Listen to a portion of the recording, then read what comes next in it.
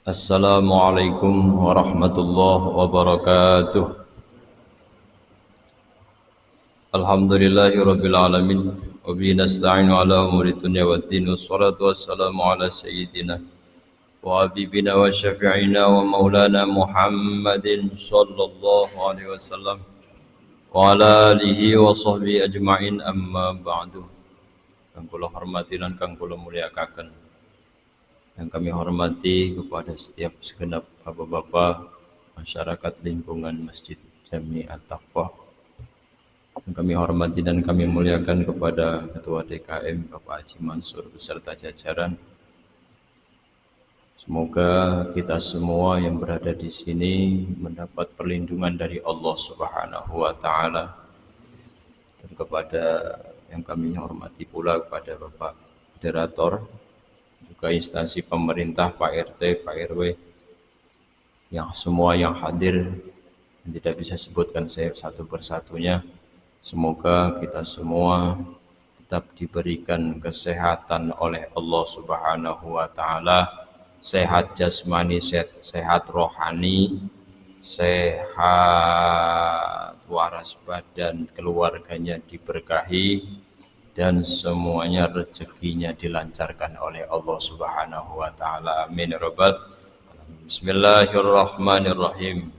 Baik bapak-bapak yang kami hormati, pada pertemuan kali ini saya teringat satu kaul ulama yang mengatakan bahwasanya orang itu tidak akan mampu berjalan jauh, atau orang itu tidak akan mampu menaiki tingkat yang tinggi kalau misalnya tingkat yang rendahnya belum dinaiki. Ibarat naik tangga bawah dulu yang dipijak apa langsung mencolot ning dhuwur? Pasti yang bawah dulu yang dipijak. Untuk pijakan kita sebagai seorang hamba, yang pertama dipijak adalah tingkatan taubat. Apa? Tingkatan taubat. Baik, pada saat ini kami akan membahas tingkatan taubat atau membahas tentang taubat. Bismillahirrahmanirrahim. At-taubatu wa hiya awalul wasaya wa hamu qaididdin wa awwalu manazilis salikin wa aslu maqamatit talibin. Yang namanya tobat ialah awalul wasaya, pertama kali atau satu saat yang pertama tentang sebuah wasiat. Wa ahamu qaididdin, dan lebih penting-pentingnya dasar-dasar atau kaidah tentang agama. Tobat itu. Yang namanya tobat adalah wa awwalu manazilis salikin. Kawitane bahasa Jawa ini mengkonon. Pertama kali derajatnya orang-orang yang menghendaki untuk usul kepada Allah. Tobat dulu. Wa aslu maqamati thalibin, dan asalnya dari beberapa pangkatnya orang yang mencari ridho Allah. Harus didahulukan dengan taubat. Nggak bisa ujuk-ujuk langsung ngamal. Iya bener ngamalnya, dibarengi dengan taubat, pengamalan hati. Kadang kala kita itu adalah manusia yang bagaimana setiap hari kita selalu dirundung oleh dosa, baik itu yang kerasa ataupun yang tidak terasa. Yang kerasa banyak, yang tidak kerasa malah lebih banyak. Maka tidak ada satupun cara kecuali dilakukan dengan cara bertobat.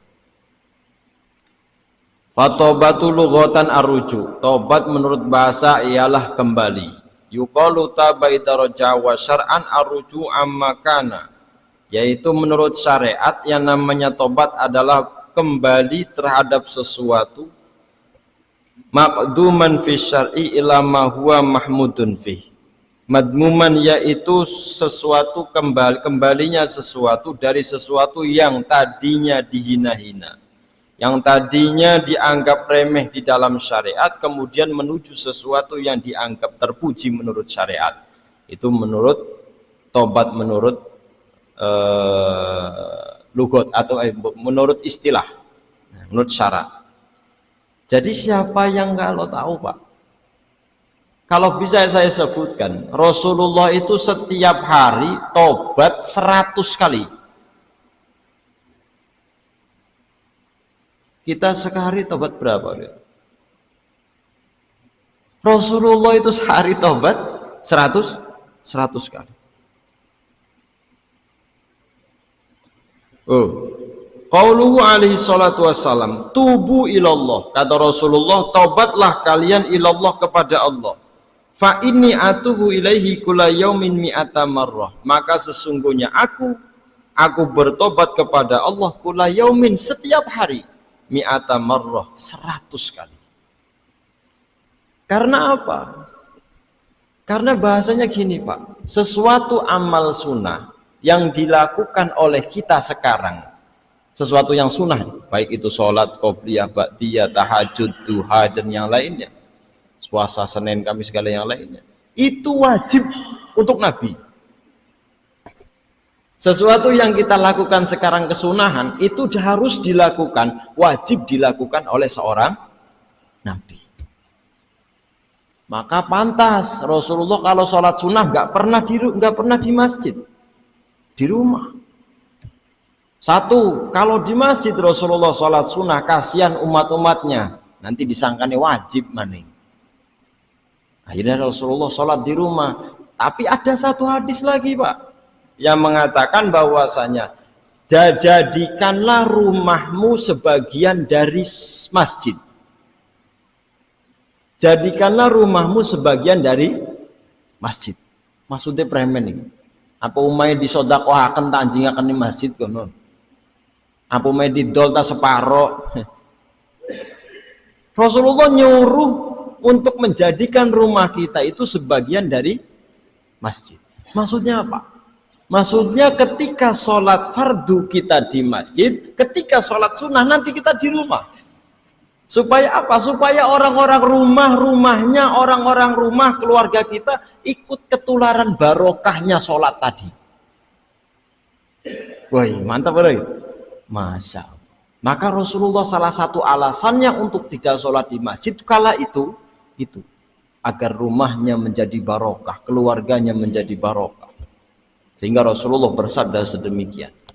Dan yang pertama tadi alasannya khawatir nanti umatnya malah menjadikan wajib.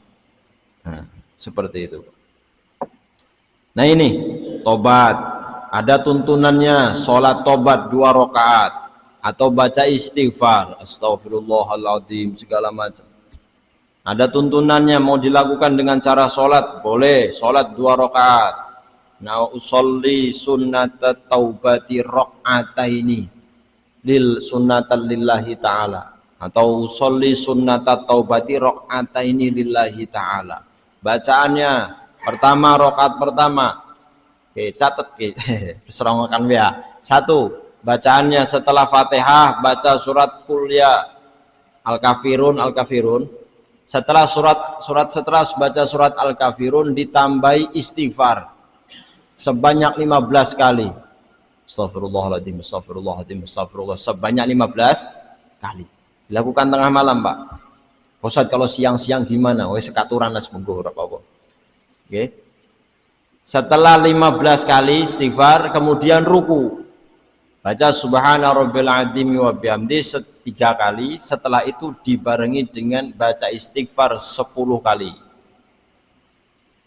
Oke.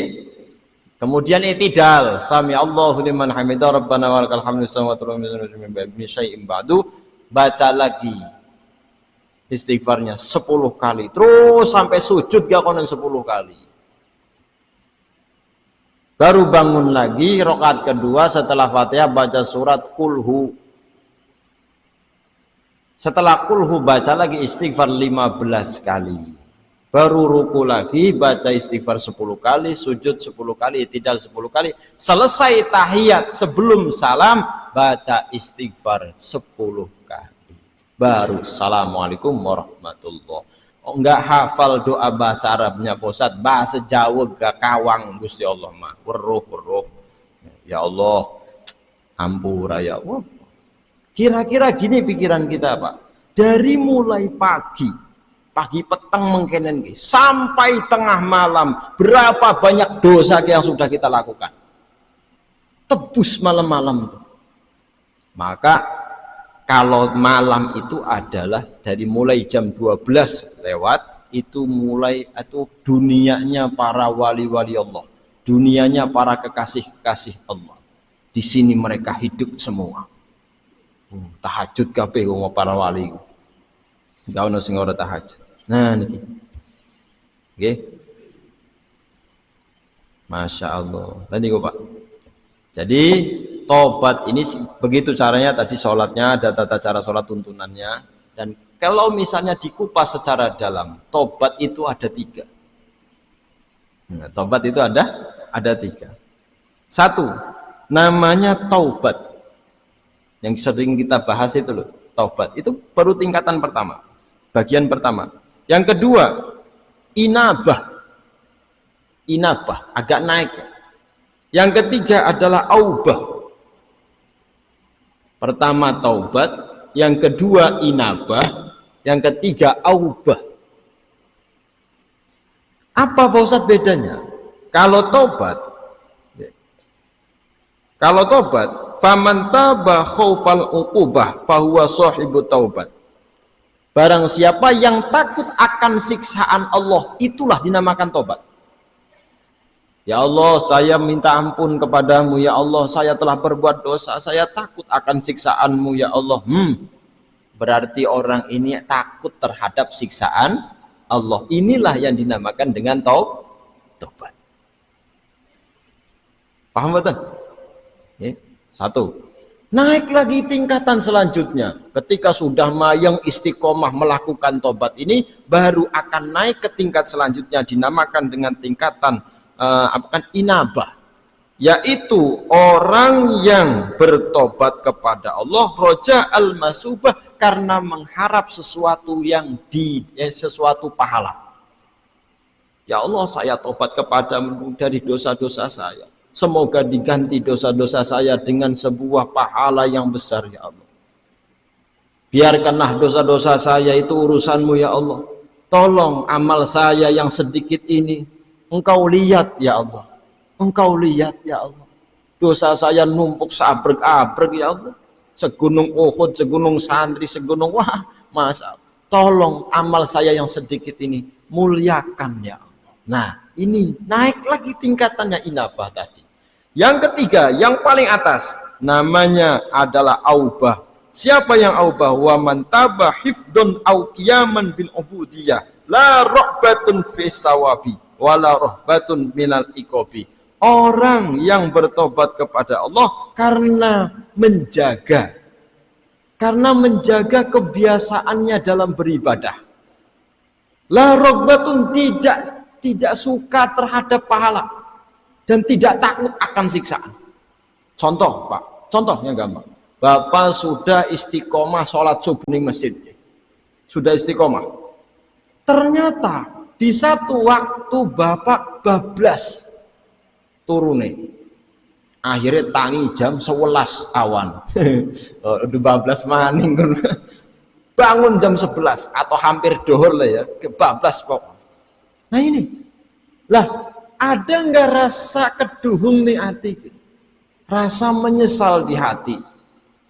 Masya Allah, biasanya di masjid iki mah bablas, lah kok bablas malah tidurnya? Yang namanya inabah tadi, dia bertobat kepada Allah karena kesalahan tadi Pak. Biasanya istiqomah, kok ini tidak, kok ini gagal atau bablas, dia istighfari, dia istighfari, mengamalkan ampunan ke Allah. Karena dia telat atau dia tidak bisa menjaga keistiqomahannya. Bukan takut dosa, bukan takut saya enggak melakukan sholat subuh, bukan karena saya mengharap pahala sholat subuh, bukan, karena tidak menjaga keistiqomahannya waktu. Paham betul? Paham ya? Nah ini. Masya Allah paling tinggi, enggak ngarep-ngarep pahala, enggak ngarep-ngarep dosa, enggak takut dosa. Karena ya Allah, biasanya saya di masjid tapi kok ini enggak ke masjid. Eman amat, rugi amat. Nah, ini yang dimaksud inabah, tobat tingkatan paling atas. Terkadang kita kan enggak, Pak. Biasanya kita sering baca Quran. Ternyata satu waktu kita ada kesibukan. Akhirnya di waktu itu, waktunya harus baca Al-Quran, kita nggak baca. Akhirnya ditutup Qurannya atau yang nggak baca Quran. Terkadang kita mikirnya, lah kemarin dia masih baca Quran, sekarang masih nggak apa-apalah jika baca juga. Tuh kita pikir. Padahal kalau kata di hikam, min alamatil i'timad alal amal nuqsanur roja inda wuzudi julal. Salah satu tanda bahwasanya seseorang itu berpegang teguh kepada amalnya adalah kekurangan mengharap kepada Allah ketika adanya sebuah kesalahan. Jadi kurang berharap sama Allah. Maka sebutannya tawakal itu ada 4 macamnya. Ada 1 tawakal kepada kholqun, kepada makhluk.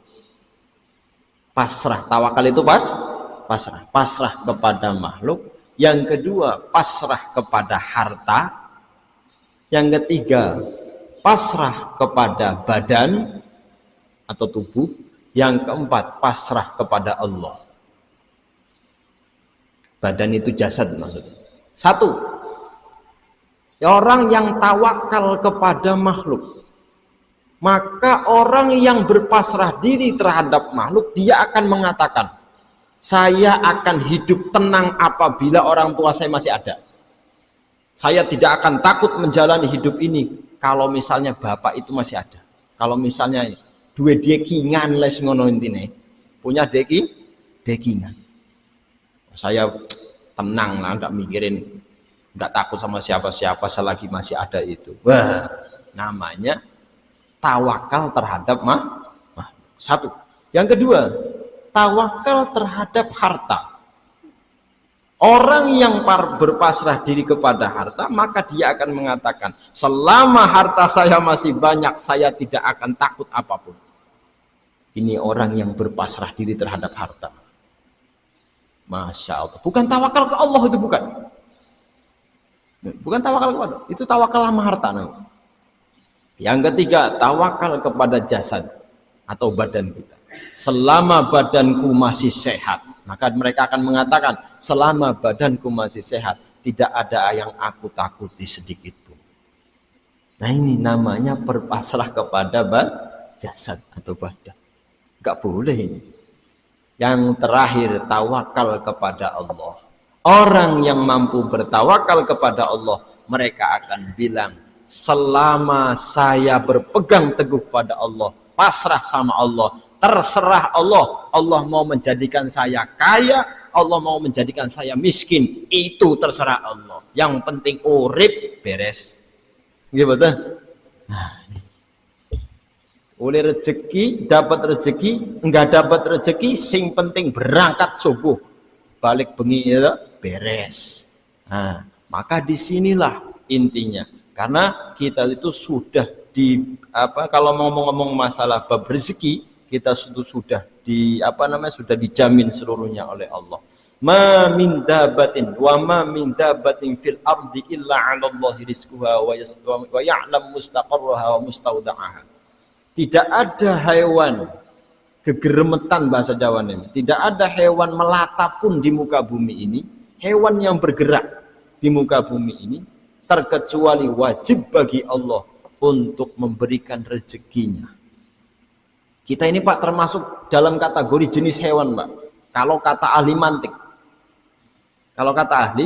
ahli mantik, ilmu mantik itu, kita itu masuk kategori jenis hewan Pak. Tapi hewan yang hayawanun natik, hewan yang berakal. Loh, gimana nggak masuk jenis hewan? Punten-punten. Kita apa bedanya Pak sama hewan? Kalau kita lihat dari badan, dari dada ke bawah, nggak ada bedanya sama hewan. Contoh, dari dada ke bawah, di dada ada perut. Hewan punya perut apa enggak? Ada pantat, hewan punya pantat apa enggak? Punya. Ada kaki, hewan punya kaki apa enggak? Punya. Enggak ada bedanya. Mung yang membedakan kita adalah dengan hewan dari dada ke atas. Ini yang masuk natik ini di sini. Dari dada ke atas. Di dada ada hati, di atas di kepala ada akal. Ini yang enggak dipunyai oleh hewan.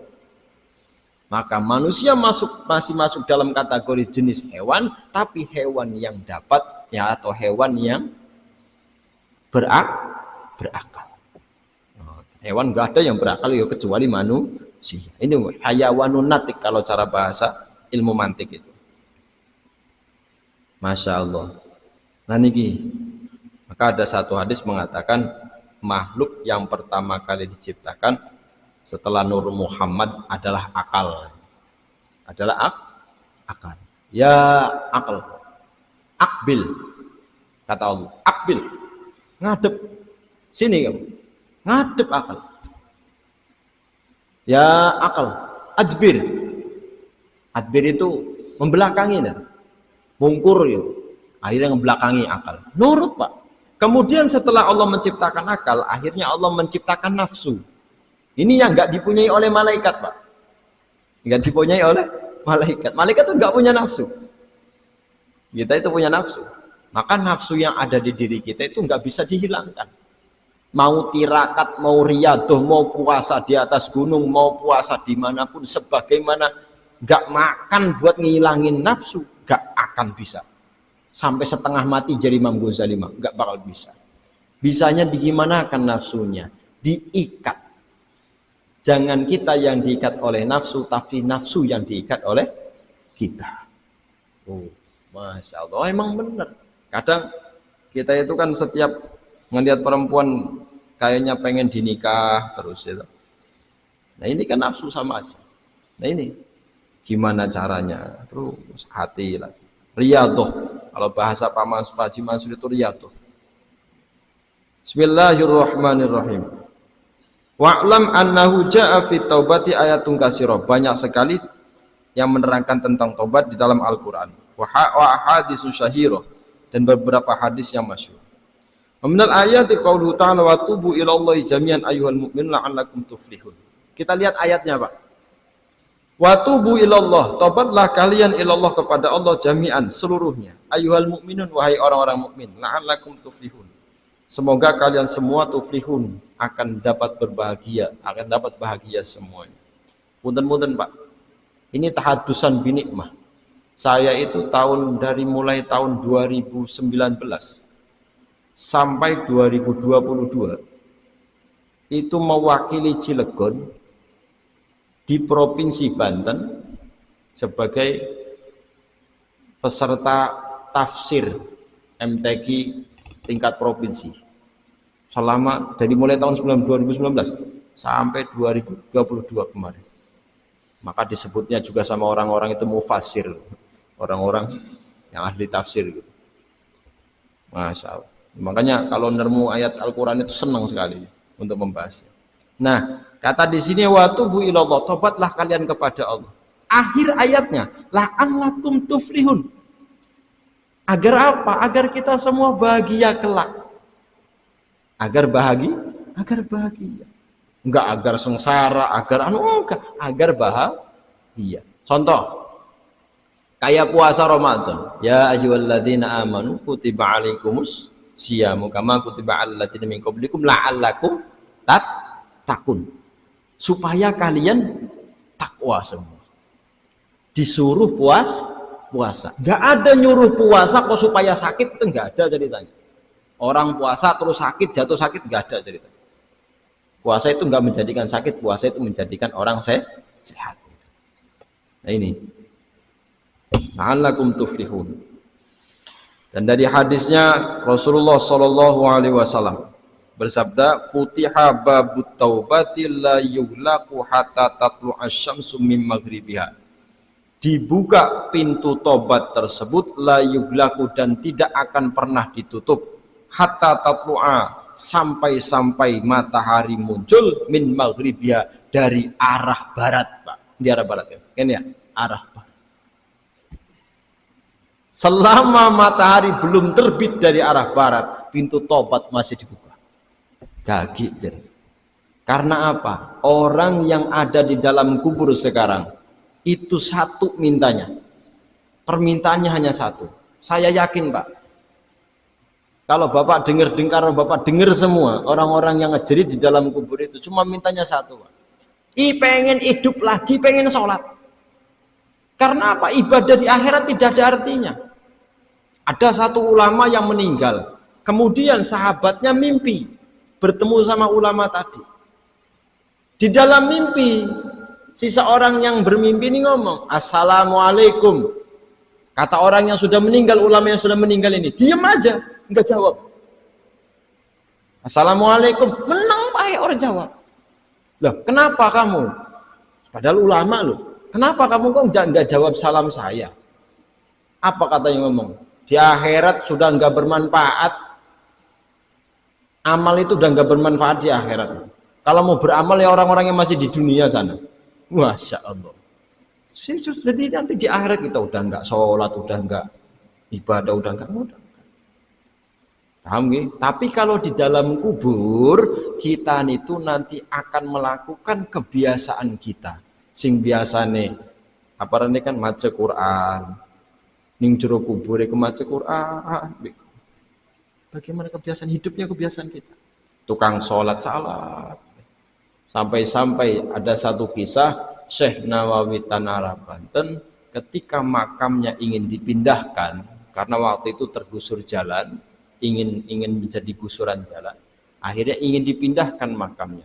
Ketika disensor dari atas pengen di bawah, ternyata ada orang yang sedang duduk memegang tasbih di dalamnya. Oh, berarti tukang dzikir begini Syekh Nawawi itu. Masa oh Pak, bagaimana kita? Nggih, aniku. Ya tukang main apa namanya kan? Ini gitu ya tukang apa namanya? Balap motor. Ya pasti matinya nanti balap motor. Balap mobil ya bisa jadi kecelakaan ternyata kan gitu. Ngonten. Itu jadi orang meninggal itu bagaimana kebiasaan. Dilihat kebiasaan. Nah itu loh, makam kuburan itu loh Pak. Ada seseorang yang dikubur di sini contohnya. Ini kalau kita tahu, ditarik logika kita. Oh berarti saya ini diciptakan dari tanah ini Pak. Paham nggak? Allah itu menciptakan kita dari tanah ini. Yang kita ada di kuburan nanti itu Pak. Bapak nanti punten-punten satu siapa nanti yang dimakamin di mana? Oh di sini. Oh ini makamnya. Itu adalah tanah yang diciptakan oleh Allah untuk menciptakan kita. Kita dikembalikan lagi di tanah itu. Masya Allah. Kecuali Nabi Adam. Kalau Nabi Adam itu diciptakan dari tanah seluruh dunia, tanah seluruh alam diambil. Tanah Indonesia dicukut, tanah Arab dicukut, tanah Mekah diambil, tanah Madinah diambil, tanah Malaysia diambil, itu dijadikan satu. Akhirnya jadi satu patung Nabi Adam. Diambil dari tanah-tanah dari seluruh alam. Masya Allah. Tuh kalau Nabi Adam. Sekarang pertanyaannya, Nabi Adam itu punya pusar enggak Pak? Bapak punya pusar? Kita punya pusar ya? Nabi Adam itu punya pusar apa enggak? Ayo. Siapa tahu ada dokter kan di sini ya lumayan itu. Ada yang bantu jawab gitu. Kalau pusar itu anu kan ya? Buat apa? Ari-ari itu. Ari-ari kan. Oh, kira-kira Nabi Adam ini ada pusarnya apa enggak?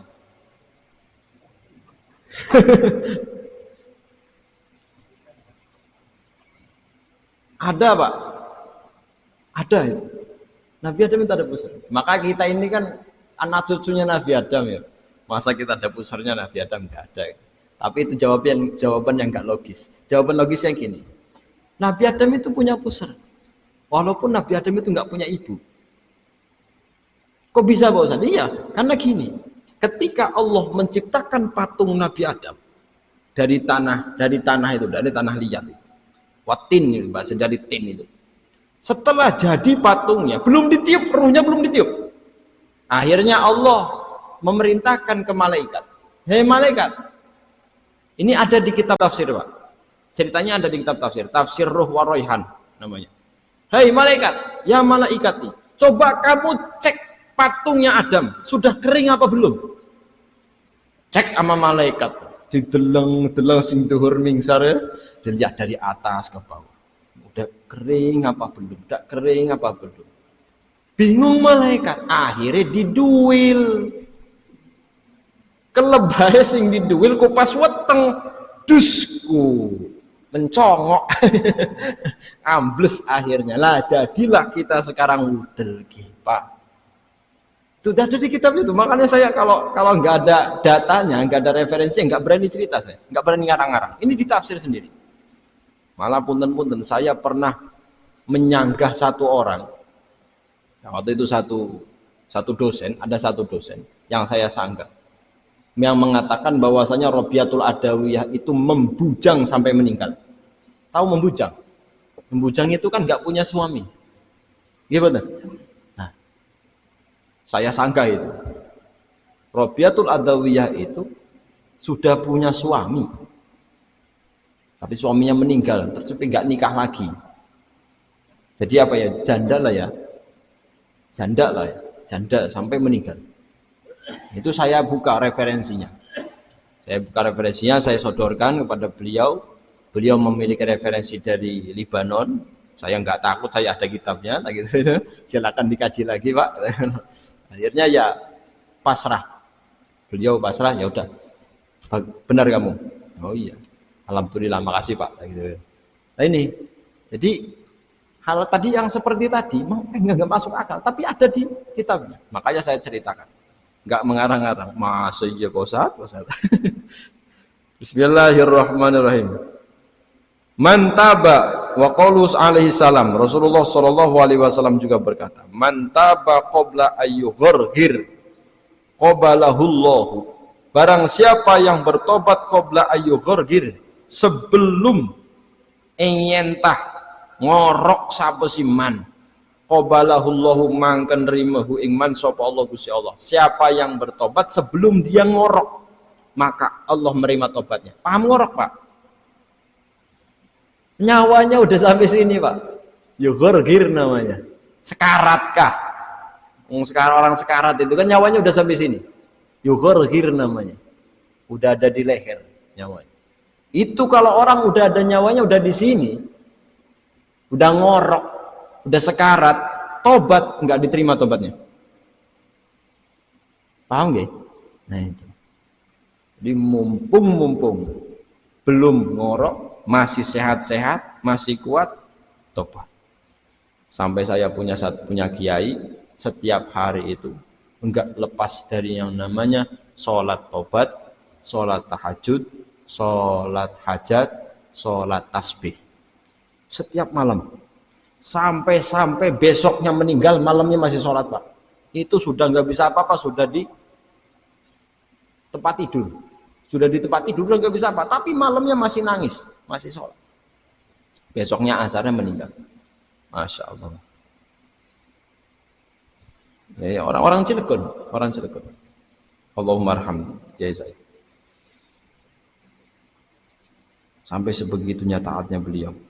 Oke, semoga kita semua yang ada di sini mendapat kecipratan dari ulama-ulama, mendapat kecipratan dari barokahnya para pewaris Nabi. Amin ya rabbal alamin. Ini berapa menit lagi? Silakan. 10-15 menit lagi. Ya, 5 menit lagi ya. Bismillahirrahmanirrahim.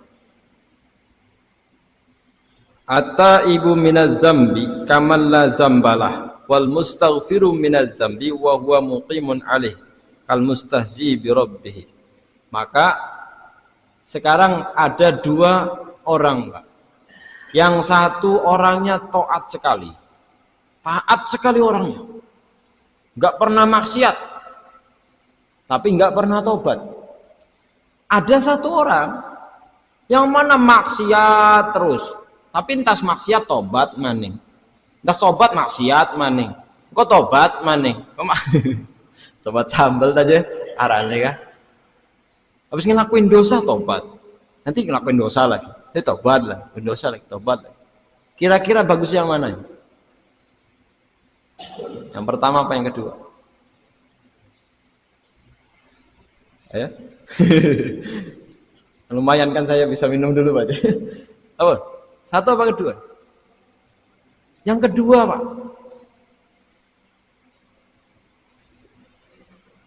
Yang melakukan maksiat kemudian dia tobat, melakukan maksiat baca istighfar lagi, melakukan maksiat tobat lagi, melakukan maksiat tobat lagi, terus itu yang lebih disukai sama Allah daripada orang yang taat terus nggak pernah melakukan maksiat tapi dia tidak pernah melakukan tobat.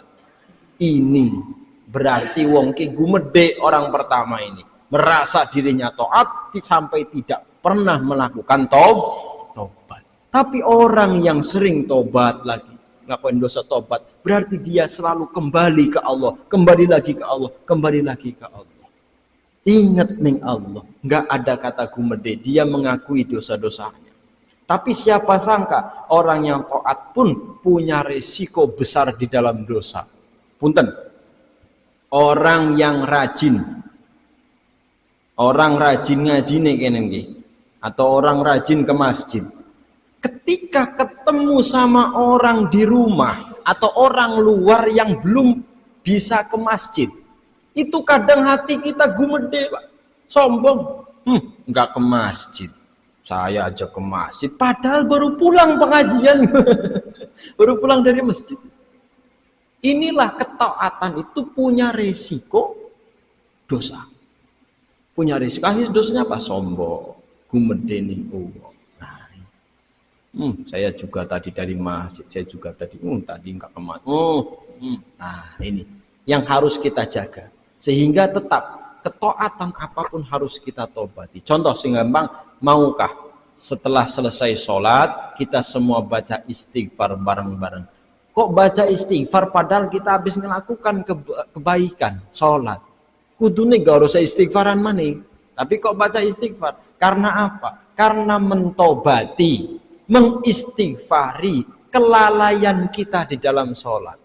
Tangannya mas sedekap, mukanya malurus, matane merem, atine ning ngendi-endi.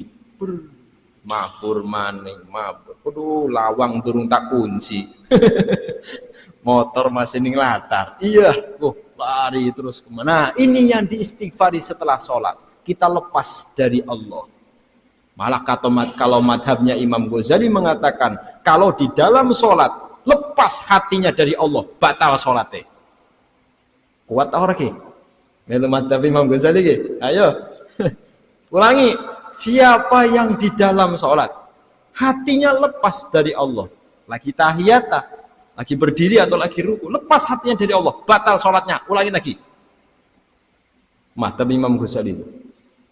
Maka enggak ada yang kuat ngikutin jalan Imam Ghazali sampai segitunya, menjadikan khusyuk itu benar-benar. Untungnya Imam Syafi'i enggak. Imam Syafi'i itu cukup khusyuk di dalam takbiratul ihram saja cukup. Walaupun setelah takbir akhirnya kemana-mana hatinya kan gitu deh, biasa gitu. Yang penting takbiratul ihram cukup khusyuk. Nah, gitu.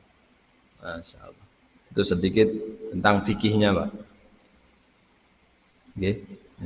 Jadi kalau di dalam kitab hikam tadi yang paling afdol, yang paling Allah sukai itu orang yang sering balik lagi, tobat lagi, ngelakuin lagi, balik. Bukan ya dinamakan dengan tobat sambal ya tobat sambal, tapi dia mau kembali ke Allah, kembali lagi. Kalau orang yang hafal Quran itu ngomong gini Pak, kalau ibarat saya kiaskan kepada orang yang hafal Quran, kita itu sebagai penghafal Al-Quran kadang lupa sama Al-Quran Pak. Orang kelingan nih, apa kan ayatnya kan? Apa itu tadi? Terusannya apa itu? Itu apa Pak? Ternyata Al-Quran itu rindu sama kita Pak. Pengen dibuka lagi Pak. Coba ibaratkan Al-Quran yang sudah lancar. Wes, nggak ada satupun yang salah. dia akan timbul rasa sombong, dia tidak akan lagi ngebuka-buka Al-Qur'annya. Tapi orang yang selalu salah di dalam Al-Quran, dia akan lihat Al-Quran, rindu padanya, pengen diuyak-uyak maning konku. Maka kalau disebut, bisa disebut saya ini sudah punya istri 3 Pak sebenarnya Pak. Istri saya 3. Orang yang hafal Quran itu punya istri 1 katanya Pak Haji. Saya itu istrinya 3 Pak. 1 istri saya di rumah ya. Yang kedua Al-Quran saya. Yang ketiga kitab saya. Kalau salah satu enggak tak belai, serik itu. Contoh, saya ini ngederes, sayanya ngederes aja Pak. Baca Quran aja sama baca kitab. Setelah baca Quran, buka kitabnya, mutolaah lagi. Setelah mutolaah, buka lagi Qurannya. Istri saya di rumah enggak dibelai-belai, serik Pak. Dikancingi lawang kita. Allahu Akbar. Akhirnya gimana? Yaudah istri saya aja yang tak belai. Akhirnya kitab nggak tak belai, Quran nggak tak belai. Hilang Quran itu. Baca kitab belabat blebot saya Pak. Serba salah. Berarti semuanya tiga-tiganya harus tak belai Pak Haji. Nah ini bersikap adil. Akhirnya istri ya tak. Makanya tahadusan binikmah istri saya itu hafal Quran.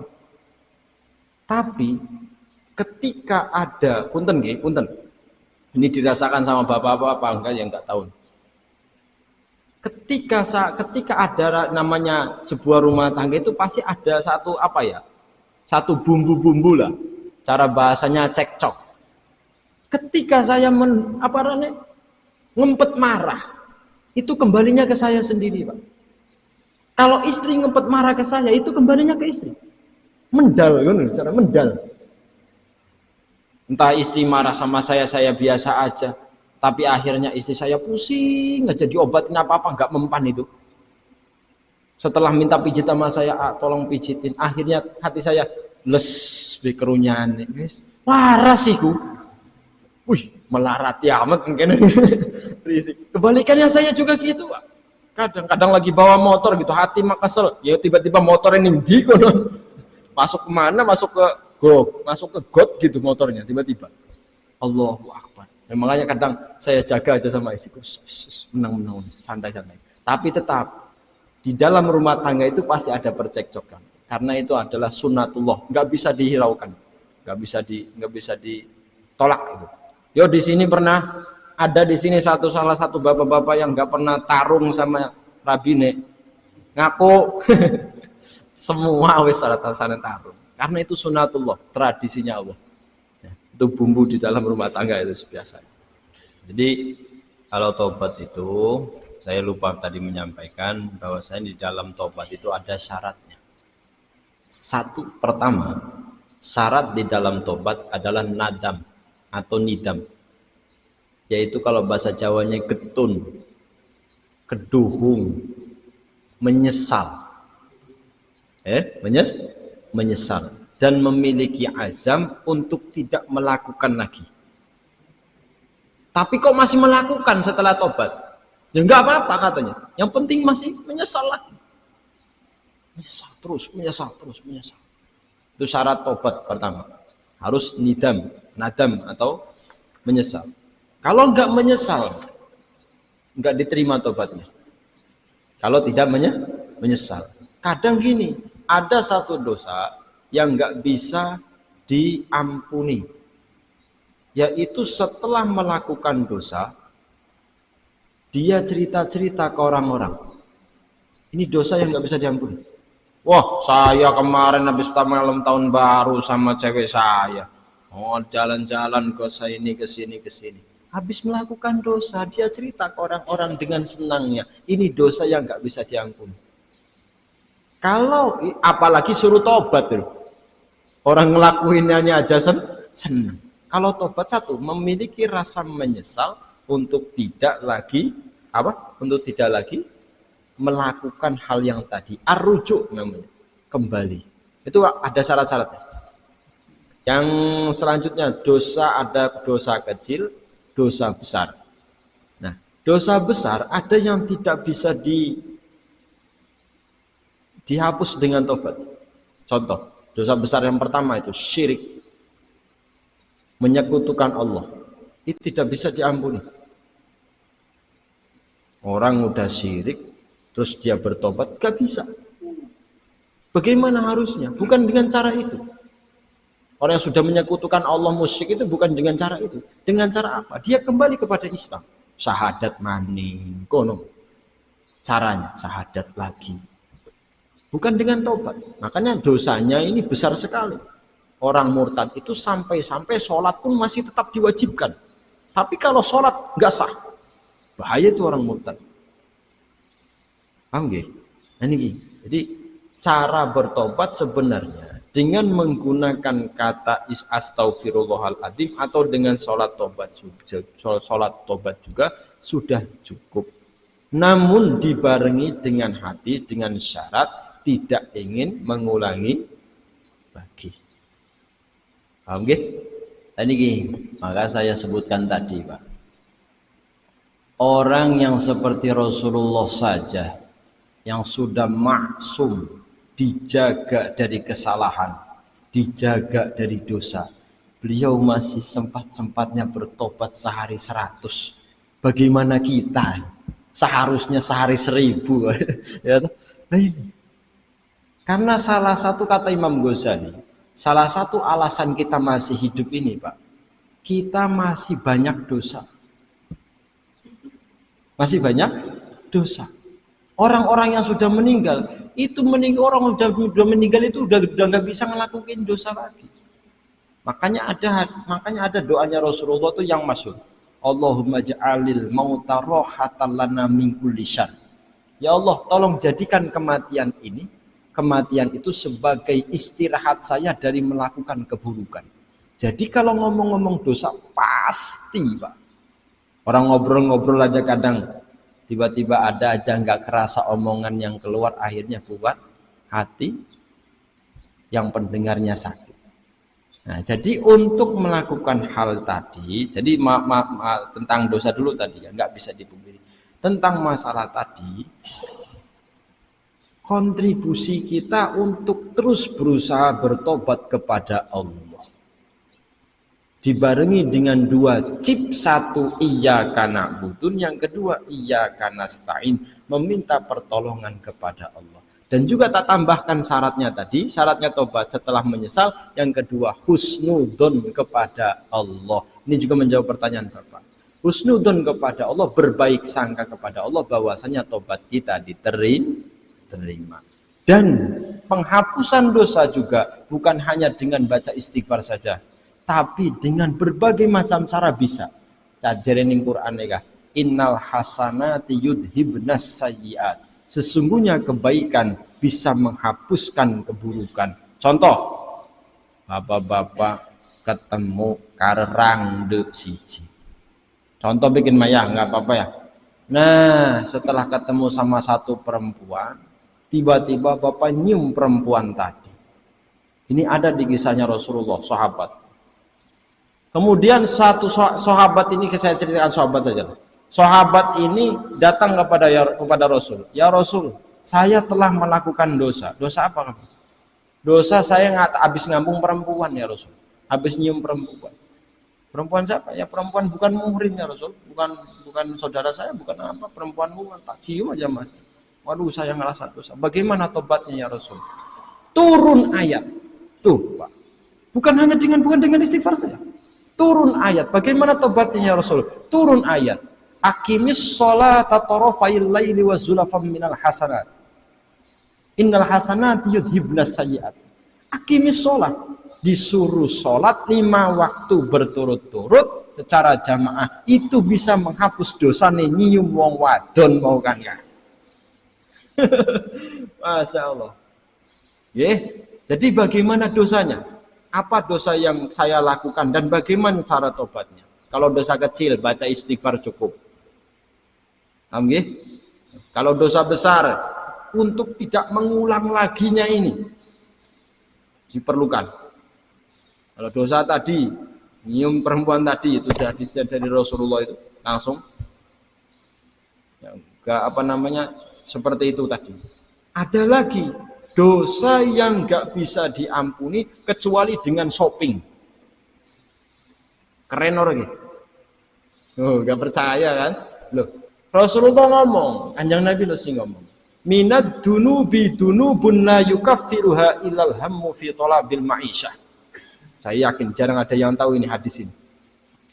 Minad dunubi, ada beberapa dosa. Dunubun yang termasuk dosa, la yukaffiruha yang tidak dapat diampuni.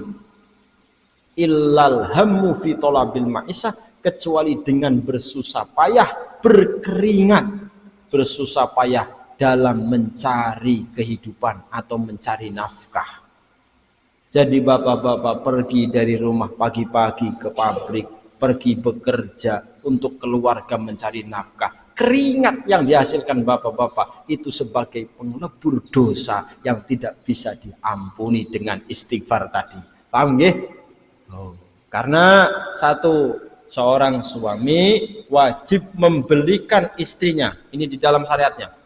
Seorang suami wajib membelikan istrinya baju dalam 1 tahun minimal 2. Kerungora minimal 2. Hitunglah lepas lebaran wis. Lebaran haji, lebaran Idul Fitri Kalau seorang suami tidak membelikan baju 2 kepada istrinya, dosa itu suami, Pak. Lah, dosanya ini nggak bisa diampuni dengan istighfar. Harus dengan apa? Dengan beli baju. Namanya shopping.